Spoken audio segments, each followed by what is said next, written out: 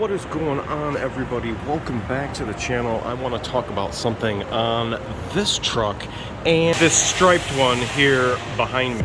Both of them have a leak. They're both here at the same time and both parts are leaking. I want to know if you guys are having this leak, particularly on these cab chassis. I want to know. We're going to talk about it tonight and see if you need to fix your truck. All right, guys, let's do it.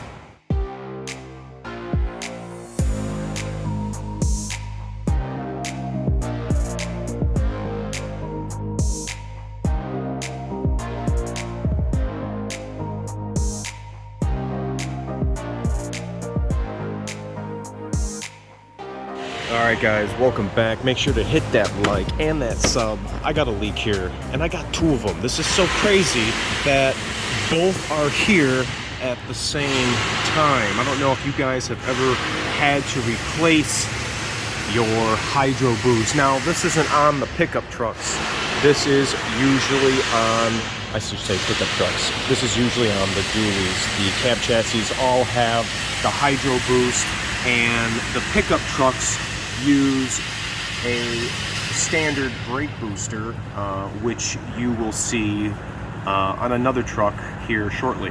They use this on the cab chassis to provide braking assist, and it uses the power steering system in conjunction with the brake system to provide the braking assist. We have a little bit more braking power, I should say, not braking power, braking assist, because we have so much more weight capacity that these trucks can have or tow. So using the HydroBoost, we have a hydraulic over hydraulic braking assist, because we have pressurized power steering fluid. You guys can see these hard lines back here, and they are going to be what you need to have that pedal feel. Where on the pickup trucks, you are going to have the vacuum booster that uses a vacuum pump. This one still has a vacuum pump, but it is used for only two things on a cab chassis. One of them being the EGR. You guys have seen me talk about the video using the vacuum gauge over here and it not working, and also it is going to be going to yes, our 4x4. So vacuum pump for the brakes on cab chassis, not happening. So that's how basically those systems work, and sometimes they wind up leaking, and it was really weird that both of these were leaking from the same component. This customer came in complaining that he's got, oh well, you can see it right there, a leak on the floor, and it was coming down right from the belly side of that shaft coming through the firewall. So that was pretty obvious, and the only reason why red fluid would be leaking on the inside of the vehicle would be from this failed HydroBoost, which I already replaced yesterday. And after having two of them here, I said, you know what, I probably should make a video on this, so at least we can talk about this. And if you guys have fluid leaking onto the inside of the vehicle from the brake unit or the brake pedal area, and you have HydroBoost, there's a good chance that this is what you have going on. All right, so this brings us to the meat wagon, and let me show you where this one was. They were complaining that they were seeing an external leak. We have power steering fluid, red all over our suspension, our frame, and everything is pretty coated. But if you look where the master cylinder meets the HydroBoost, you can see it's all red and it's all wet. So I guess, to illustrate to you, two ways these things can leak is if you had an external leak, you'd be leaking right there, or if you had the internal leak, you'd be leaking on the floor right by your feet. Now this one was covered under premium care. It is a 19 with that many thousand miles. This one's a 2019, does not have, oh, here's the key. This one's a 2019 and does not have any warranty and has that many thousand miles on it. So I'm gonna finish this one up. I have a bumper to put on, and I am gonna have to install that one. So what better way for us to talk about this? I'm gonna show you guys how to put that on. It's really not that bad to do, and I don't want you guys to be intimidated because if I can do it, you can do it, Bubba's. All right, let's get to it and get back to work. One of the things you're gonna do is go ahead and drain your coolant. I've already drained the coolant to get ahead of the step. And since I started working on this and was about to film this, they dropped off another one, and this is leaking in the exact same spot. What is going on? So once you get done draining the coolant, you're gonna want to remove this battery because you need to get this coolant bottle out, which has this tray. So disconnect your battery, disconnect your battery, and I'm gonna fully remove all of this, and then we're gonna get to the next spot in disassembly. Here we are with the battery removed. You can see it's getting a little bit more open. Removed the coolant line, I removed the battery cables from the degas bottle area, and we're ready to remove this. So we have 4 bolts holding the battery box in. We have this one, and we have 2 on the inside of the fender. Now, if you also pay attention, we have a bolt here and a bolt here holding the intercooler to the battery box. We're not going to disconnect anything on that side of the box. We're leaving the cooling system fully connected and full. We are just going to kind of float this while we remove this from the vehicle. Now, we have one hose here that we're going to have to disconnect. We've got a Jesus clip. We're going to pop that clip up and slide that pipe, slide that hose off. But we also have some connections over here. We have some 4x4 connections. You guys want to push that one down. That hooks to the brake master cylinder.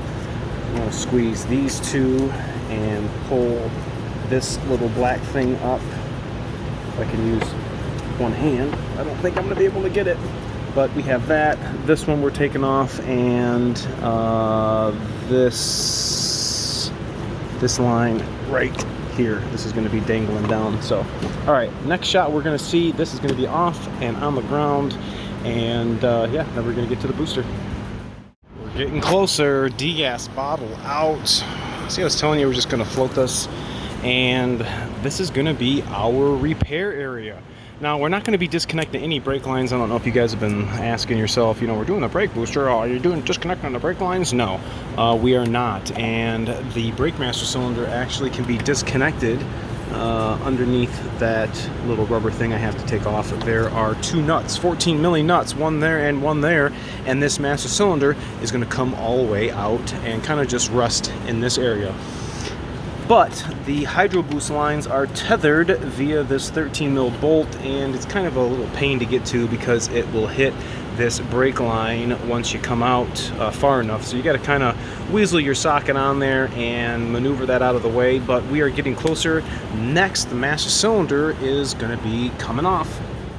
14 milli. Going for it. Got it. No, on the outside. And my coworker's asking me about the one next to it. Oh, yeah. See it? All right, we're gonna go for this one right here. Get it on this nut. There we go. All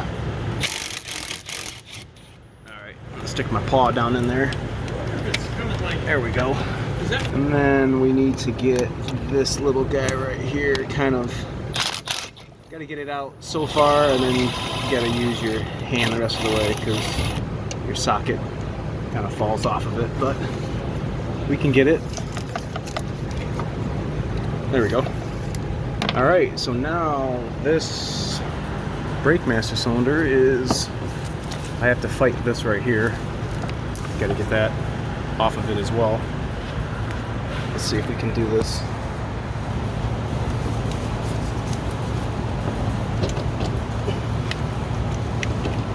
There we go.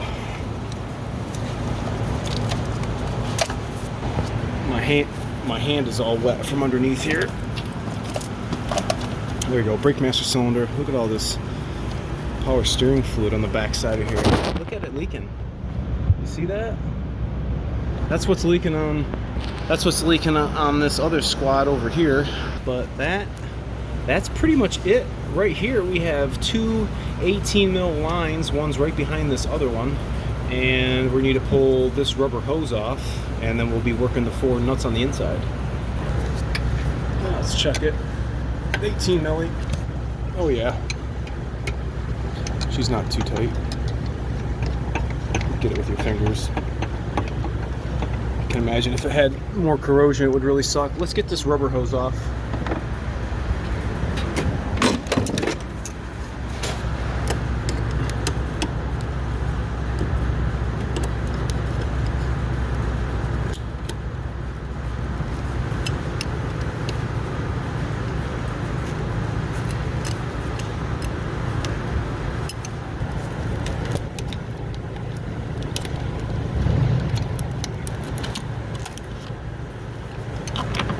There we go. Let's get this other 18 milli down here. See if we can crack it loose.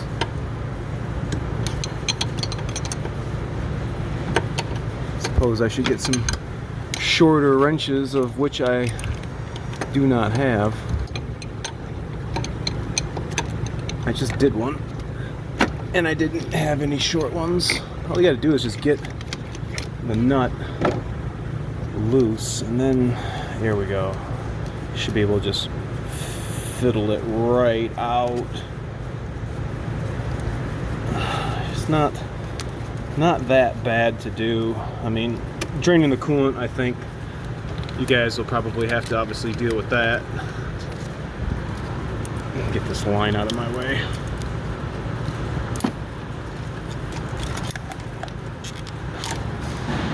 Get this plastic out my way. Here are my steel lines. Kind of wrap these around. Get these out of my way. I don't know where these guys want to sit. There we go. Just kind of rotate them like that. And there is our HydroBoost. Woo! Look, there it is. Oh, and she's leaking. All right, I don't know if you guys know what the inside looks like, but let's check it out now that we are at that spot.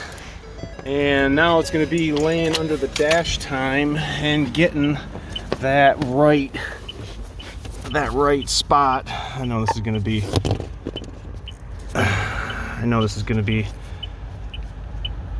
be kind of difficult to see, but there we go. I can maybe put my light there. All right, so we need to take those 4 nuts off, 1, 2, 3, 4, and we have this little Jesus clip right here on the brake pedal. There it is, and we need to pop that off the top and wiggle that through that hole. You guys could see that, right? And then we need to take this pin out. I'm just going to kind of push up on with my screwdriver, and if I can twist my body far enough, see if I won't lose this springing underneath the dash somewhere. Let's get some positive engagement on my screwdriver. Got it. All right, clip out, and then it's literally as easy as popping that right off of the brake pedal. And if you guys were close enough or fast enough to see this popped off right here, I'll have to put that back on. But now we are ready to pull this HydroBoost out after we remove all 4 of these nuts. Oh my God, I just fought with that top bolt and nut. Oh, my freaking side is killing me. Oh, I could use some choice cuss words right now, but I will refrain. But she is coming out. Look at this thing. Just leaking fluid all over the place. I'm not even prepared. Just ruining it. All right. Here's the other one that I did in this box. In case you guys are wondering what part number your HydroBoost assembly is, that is your HydroBoost number. And we're gonna put that in. All right, this is the next day. It's a little loud because we're getting cement poured here in the shop, but here's a new one right out the box. Got some plugs and caps and such. but it's gonna go back in the exact same way it came out. And if I get it in there just right, I should be able to hang the HydroBoost in the hole while I go and start the nuts from the other side. So here it goes. Let's see. I'm gonna find them studlies. There it is. There we go. Okay.